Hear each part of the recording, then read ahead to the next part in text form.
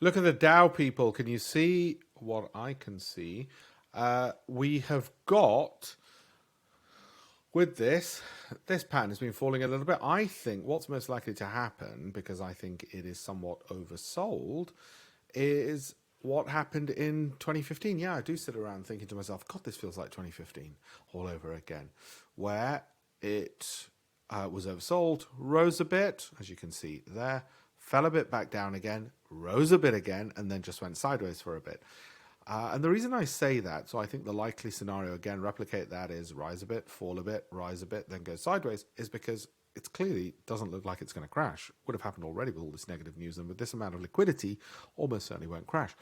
So if it can't keep going up and up and up and up, and it can't crash, then it can only go sideways.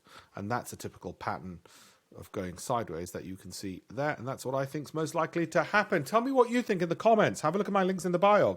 Make sure you follow me. Look at my links on my YouTube channel for deeper, longer videos, and have a look at my Telegram channel for daily updates on the markets as well. Look at my campaign for $1 million to get work experience and an internship with my firm, all free. Download a copy of my book by looking at the links in my bio as well.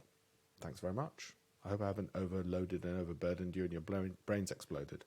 Let's hope not.